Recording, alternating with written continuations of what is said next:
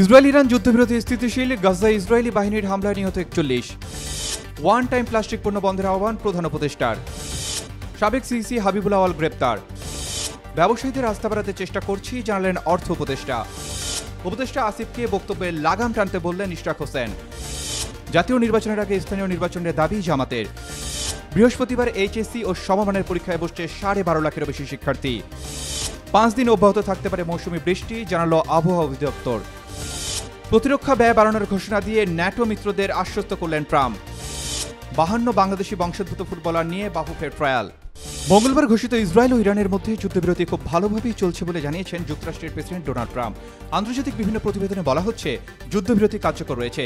তবে এই অবস্থার মধ্যেই গাজায় অভিযান অব্যাহত রেখেছে ইসরায়েলি বাহিনী, যেখানে সোমবার মধ্যরাত থেকে এখন পর্যন্ত অন্তত 41 ফিলিস্তিনি নিহত হয়েছেন।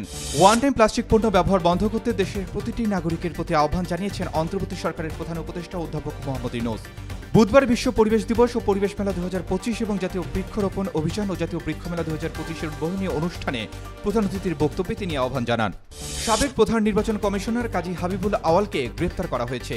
বুধবার রাজধানীর মগবাজার এলাকা থেকে তাকে গ্রেপ্তার করা হয়েছে বলে জানিয়েছেন ডিএমপির যুগ্ম পুলিশ কমিশনার মোহাম্মদ নাসরুল ইসলাম। অর্থ উপদেষ্টা ডক্টর সালাউদ্দিন আহমেদ বলেছেন, ব্যবসায়ীদের মোটামুটি আস্থা আছে, এটি আরও বাড়াতে সরকার কাজ করছে। বুধবার দুপুরে সচিবালয়ের সরকারি ক্রয় সংক্রান্ত উপদেষ্টা পরিষদ কমিটির বৈঠক শেষে সাংবাদিকদের এক প্রশ্নের উত্তরে তিনি কথা বলেন। স্থানীয় সরকার মন্ত্রণালয়ের উপদেষ্টা আসিফ মাহমুদ সজীব ভুইয়াকে কথাবার্তায় লাগাম টেনে ধরার পরামর্শ দিয়েছেন বিএনপির আন্তর্জাতিক বিষয়ক কমিটির সদস্য ইশরাক হোসেন। তিনি আশা করেন আসিফ মাহমুদ তার বক্তব্য ও কথাবার্তায় লাগাম টেনে ধরবেন। বুধবার রাজধানীর জাতীয় প্রেস ক্লাবে আয়োজিত এক সংবাদ সম্মেলনে তিনি এসব কথা বলেন।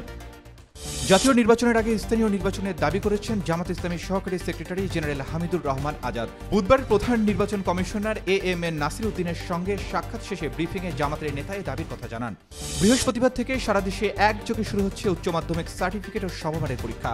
এবছর বিভিন্ন শিক্ষা বোর্ডের অধীনে মোট 12,51,111 জন শিক্ষার্থী এ পরীক্ষায় অংশ নিচ্ছে। সক্রিয় মৌসুমী বায়ু ও গভীর নিম্নচাপের প্রভাবে আগামী 4 থেকে 5 দিন সারা দেশে বৃষ্টি অব্যাহত থাকতে পারে। বুধবারের তথ্য জানিয়েছে বাংলাদেশ আবহাওয়া অধিদপ্তর। প্রতিরক্ষা ব্যয় বড় ধরনের বৃদ্ধিতে সম্মত হতে যাচ্ছেন ন্যাটো নেতারা। সম্মেলনে মিত্রদের নিরাপত্তা নিশ্চিতে নিজেদের প্রতিশ্রুতি পুনর্ব্যক্ত করে আশ্বস্ত করেন ট্রাম্প। বাংলাদেশ ফুটবল ফেডারেশনের আয়োজনে আগামী 27 থেকে 30 জুন অনুষ্ঠিত হবে প্রবাসী ফুটবলারদের জন্য বিশেষ trial programme BFF next global star. Bangladesh জাতীয় দলের হয়ে খেলার লক্ষ্যে এই ট্রায়ালে অংশ নিতে 14 দেশ থেকে আসছেন 52 জন বাংলাদেশি বংশোদ্ভূত ফুটবলার।